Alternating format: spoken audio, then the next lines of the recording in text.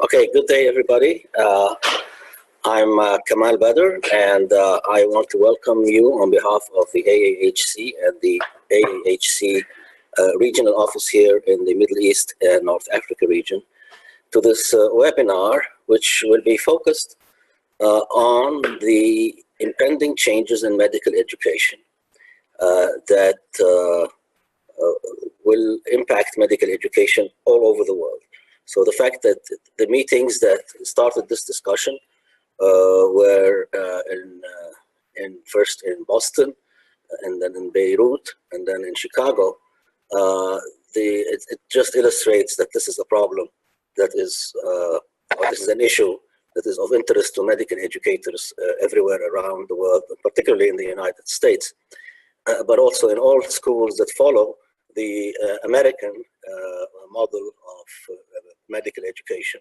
And the American University of Beirut is certainly one of those institutions.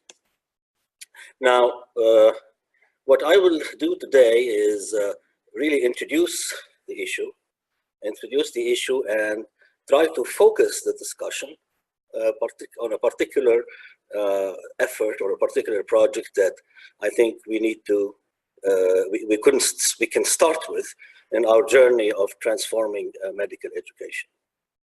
So let me go ahead and make this short presentation about the issue at hand, and then in a future webinar, perhaps we can do more than that. We can actually turn it into a panel discussion and see how we might take the ideas and share them all around the world. So the title of my talk or my webinar is Humanism, Technology, and the Physician of Tomorrow. Everything will change. And we are transmitting from the campus of the American University of Beirut. Many of you might know it, but for those of you who do not have not seen it, I just wanted to show you some of the scenery in which we are. This is the city of Beirut. This is the university campus, and the medical school is out here, and we have also a beautiful beach, as you can see, from the city of Beirut. Is everything okay with this? Okay. So what are the objectives of this webinar? We will do three things. First, I will outline the underlying intellectual constructs which form the basis of these discussions, and which are also part of the challenges that were faced or posed by the AAHC and several other American medical institutions and American institutions concerned with medical education. The second were some of the recommendations for change that were elicited from the discussions that took place at some of the meetings that I mentioned. And then I want to, in the third phase, focus a first step in our process of change by focusing on what we call pre-medical education, and share with you some of our data that has been generated in our office, principally by my assistant, or executive assistant, Ms. Reem Saad. So what are the underlying intellectual constructs of this seminar? First of all, that the personalization of care, which is where medicine is going in the new era, will require that physicians have to acquire new knowledge and new skills in two domains, which will help them, which will enable them to personalize care. Otherwise, they cannot practice personalized care. The first of these is the whole field of technology and artificial intelligence. And the reason they need to be well-versed in that field is to address competently three focused and extremely hard-hitting questions that physicians would be facing in practicing personalized medicine, or so-called precision medicine. The first of these is the uniqueness of the patient's body, and that comes from all the study, of course, of DNA and all the omics that specialize or describe the individual in extremely individualistic terms, in terms of their genomic makeup and all the other consequences of that. So the omics, and that is a whole area of data science and computational biology that the physicians of the future need to be familiar with, if not know very well. The second part of the individualization or the precision medicine care is the uniqueness of the patient's disease. And again, here, it's quite clear from what is emerging in cancer, among other major diseases, that these diseases are different diseases in different people, and that is the same as we need to characterize the genetics of the person, we need to characterize the genetics of the disease itself. And then finally, with these two combined, the treatment is going to obviously be extremely individualized from these two perspectives together. So given that, the knowledge of how to deal with such data and how to generate it in meaningful research and so forth and treatment is going to be an essential skill that will be needed by future physicians. Now, the other area that future physicians will be devoting most of their time to, because machines will be taking care to a large degree of the first part, is their interaction with the patient himself or herself and taking that patient through the illness in which they may have to undergo all kinds of treatments that we all know are hard and difficult and stretch sometimes over years.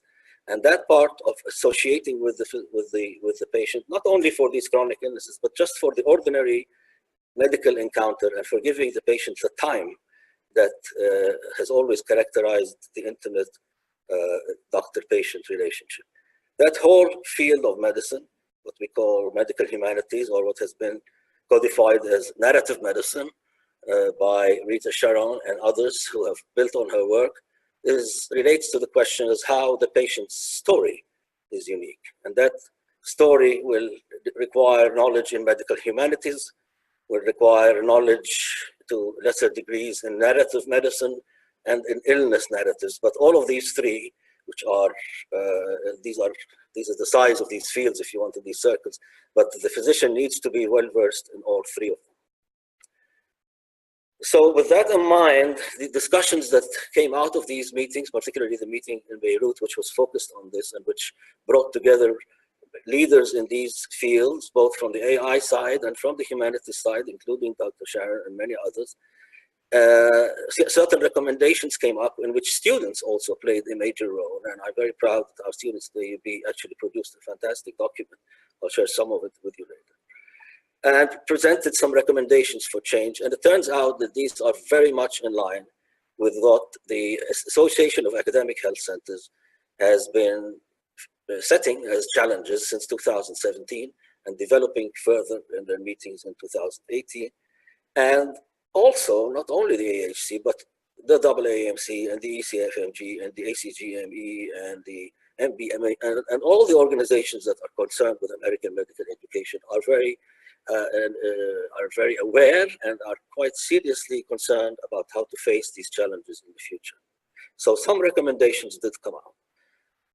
And the objectives of these meetings really was to address these challenges and focus on two questions or two challenges. First, given those new sets of skills that are going to be needed by future physicians, how do we actually select and prepare future physicians to be competent in both humanities and technology during the so-called pre-med years?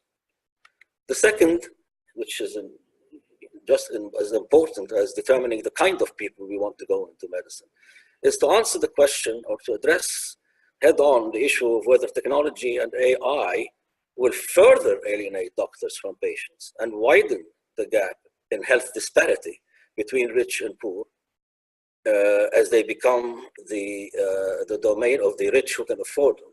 Or alternatively, will they actually provide the disruptive change, as has been very nicely demonstrated in some fields, that will actually restore and deepen the doctor-patient relationship and give time for doctors and patients to be together and make healthcare actually more widely affordable, more democratic.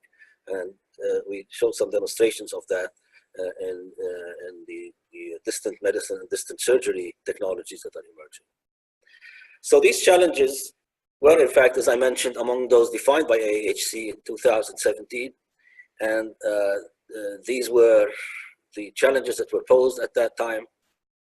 And as you can see, they contain a lot of the issues that we addressed in those meetings, particularly advancing the education model for the 21st century medicine and the impact of economics and technology. There was a clear call for an increased use of simulation and augmented reality as teaching tools by academic health centers, and new skills and competencies required to practice in the modern health system. So the need for these competencies and these new skills were obviously felt to be a major challenge by the AAHC for some time.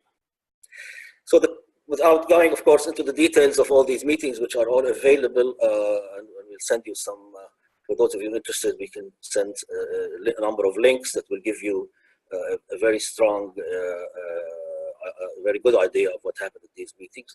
But the general consensus was on the urgent need for a new medical education model, which will graduate physicians committed to a symbiotic synthesis of humanism, AI, and technology, and that restores the direct, intimate doctor-patient relationship and provides wider access to healthcare. That, of course, that's the ideal. That's where we want to go. And if we don't change the medical education program, the way we prepare physicians, we're never going to get to this ideal synthesis that we seek. So to this end, we raised recommendations to form a global task force of experts and thought leaders charged with three things. The first is the radical revision of the structure and duration of medical training, because duration of medical training is also a major issue. The second is a radical revision of the pre-medical and an MD curricula. And a third extremely important theme running through those is the integrating medical education into holistic or cross-professional healthcare training from the outset, and not try to bring in these concepts as secondary concepts that come on after people get into medical school. The work with nursing, the work with public health, the work with all the other areas of healthcare delivery.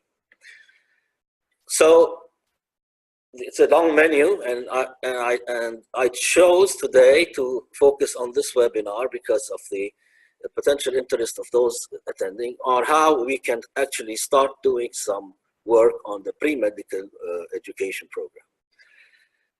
And because those are obviously years which can and should be used to actually prepare students for these skills, and select those who will be in medical school based on how well prepared they are in the science and the art of medicine, if you want, as dictated by the future profile of the physician.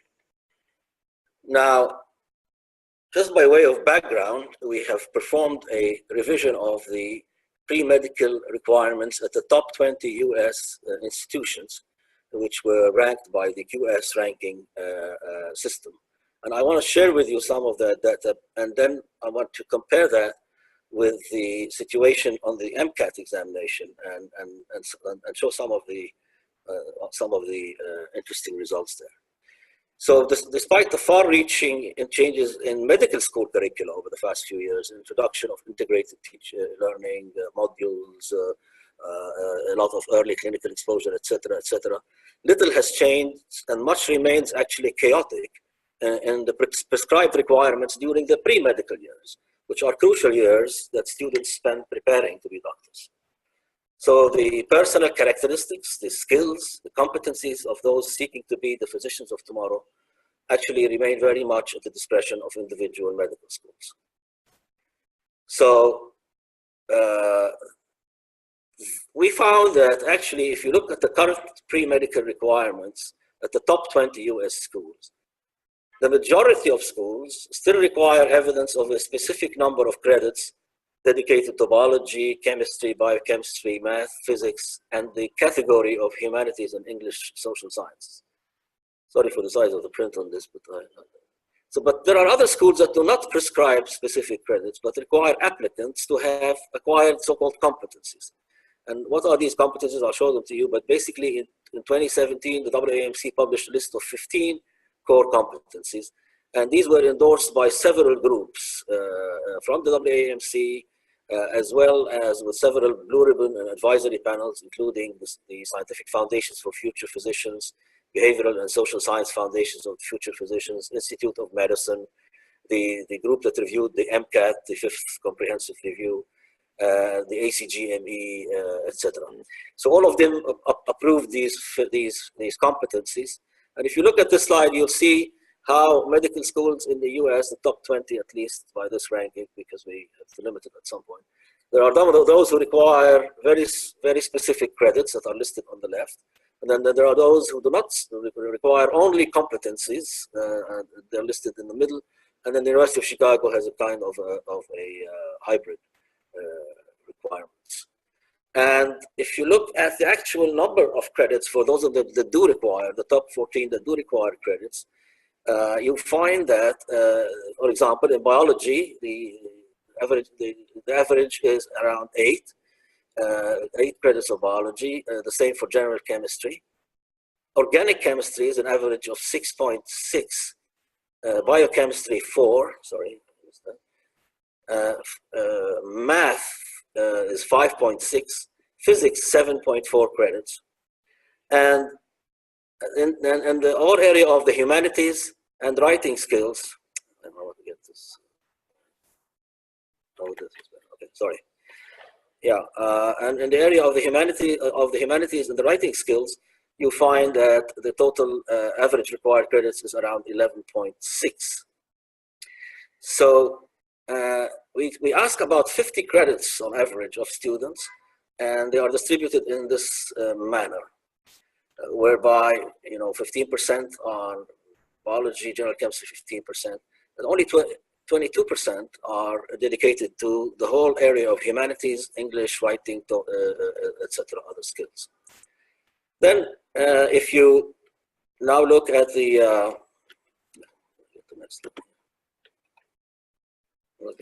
next slide. Oh, there.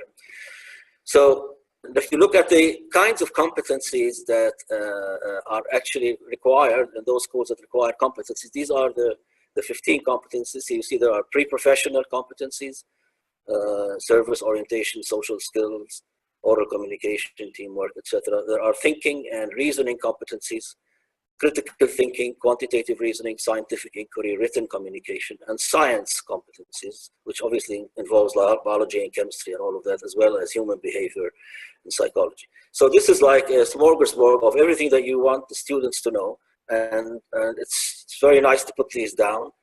There are also some technical standards that were required for admission, retention, promotion, and graduation by the LCME, which include things like observation, communication, motor function, etc. But the fact is, if you look at the competency-based admissions to US medical schools, you find that each school has its own sort of menu of these, and the student can look through them, and I'm not sure how they will decide which ones to do first and how much weight to give to each one of them. So the student will have to figure out in some way. I guess they do have guidance, but and here they are in the other universities. I'm not going to go through them, but just to show you the marked heterogeneity among the types of competencies required in each of these different schools, which students might be applying to simultaneously. So if we look now at these the current pre-medical requirements and how they relate to the new MCAT, the one that was introduced in 2015. And some data about that. The new MCAT, as you know, is concerned of these 4 parts. There's the chemical and physical foundations, which is basically basic biology and chemistry. There's the critical analysis and reasoning skills. Then there's the biology and biochemical foundations of living systems, and the psychological, social, and biological foundation of behavior. And the way the MCAT is divided in terms of the questions is it's equal weight to each one of these 4 sections, so 25% each, with a total question of about 230 questions.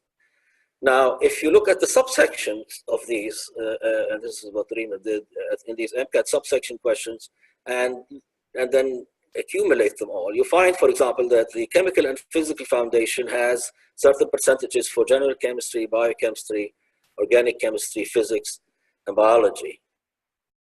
The critical analysis and reasoning section does not require any prior knowledge of subjects, and it tests the student's ability to analyze a text and the way arguments are analyzed and to identify underlying assumptions and implications.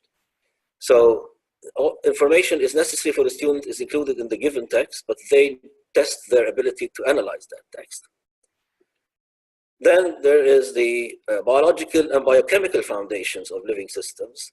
And here again, it's distributed between biology, general chemistry, biochemistry, and organic chemistry. And then the psychological, social, and biological foundations of behavior.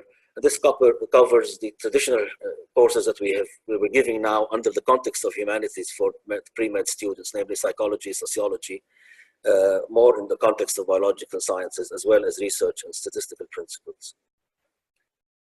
So if you look on the left is the distribution of MCAT questions by section, but if you look by subject, and you look at the total percent of questions, you find that biology, for example, has 17%, general chemistry, 9%, biochemistry, 13%, organic chemistry, 5% of questions, although if you remember, these constitute much bigger numbers of the actual credits we ask of students. And then the whole area of the humanities, social sciences, and critical thinking, which I put them together because I believe that you acquire the critical thinking in the same or in similar courses as the humanities and the social sciences, which constitute 50% of the questions in terms of the actual content of the questions. And yet the way we prepare the students, if you look at the MCAT questions versus the required pre-med courses, you find that the MCAT questions, for example, for general chemistry are 9%, but they constitute about 16% of the pre-med credits. The organic chemistry questions come up only to 5%, but they constitute an average of 12% of the pre-med credits. Biochemistry is not too bad. Physics also, you have almost twice what is needed in the pre-med credits, and general biology as well.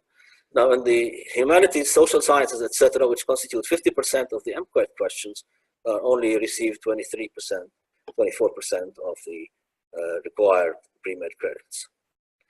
So to conclude from all this data, first, there is considerable heterogeneity in how students spend the pre-medical years and the rigor and structure of pre-medical requirements. In those schools that specify credit requirements for medical applicants, there is a disproportionate number of credits required in disciplines such as biology, chemistry, and physics, with respect to the percent of total MCAT questions, and there is a gross underrepresentation of the areas of medical humanities, social sciences, critical thinking, versus the number of MCAT questions in these areas, but also versus what these physicians will need to do in the future, as we'll see. And in those schools which require competencies without specifying courses, it is unclear whether and how these competencies are achieved, are assessed, nor is the student given guidance as to the percent of his or her time to be dedicated to each. And most glaringly, there is a total absence of requirements in digital and data science, technology skills, artificial intelligence, and related fields. Those are totally absent from the current pre-med curriculum in any way that is. Now, there has been challenges to this, and one of the most interesting experiments was the one performed at Mount Sinai School of Medicine, Humanities and Medicine program, the so-called HUMED students. So some of their students, who matriculated at the medical school, did not do the traditional pre-med requirements. They did not take the MCAT, and they omitted organic chemistry and physics and calculus. And then they went through medical school, of course, with the requirements there. And the conclusion of their study is that these students, without the traditional pre-medical preparation, performed at a level equivalent to their pre-medical classmates. indicating that at the very least, radical changes, and these are pretty radical here, will not produce a worse physician than what we have today. But I think what we need to look for are changes that will actually be designed to produce a much better physician. So what do the students want? Because they are the ones who are going to be facing these challenges in the future. And I just want to share with you some of the recommendations that made by our students at the American University of Beirut at the meeting that we had last September, after they went through these issues and discussed them and so forth. And what they want, first in the area of medical humanities, incorporating more substantially medical humanities in the pre-medical curriculum. These courses would include creative writing, fine arts, history, and philosophy in a more formal manner. Medical humanities should be included in the criteria of acceptance alongside the MCAT and major averages and so forth. Integrating the humanities deeply into the MD curriculum and including students in curriculum competence, etc. Now, in the area of AI, medical curriculum, they have a lot of ideas, emphasizing high-tech literacy, encouraging non-traditional majors, integrating core pre-med courses into non-traditional majors, creating interactive, artificially intelligent virtual patients, etc., etc. Students came up with a lot of very creative ideas, but they emphasized tech literacy, computer coding skills, digital sciences in the undergraduate coursework as absolute basic requirements for them to be able to deal with the challenges of practicing medicine in the age of computational biology and medicine. And there were other also skills that they recommended in the area of devices, robotics, and future of surgery and the decentralization of surgery, etc. So, therefore, I think it is clear from all of this that there is an ample opportunity to re-examine and realign pre-medical requirements to address existing gaps, but more importantly, to begin to address the glaring challenges facing the physicians of tomorrow, as posed by AAHC and other organizations, and as recently formulated and presented at AHCI and AHC regional and national conventions.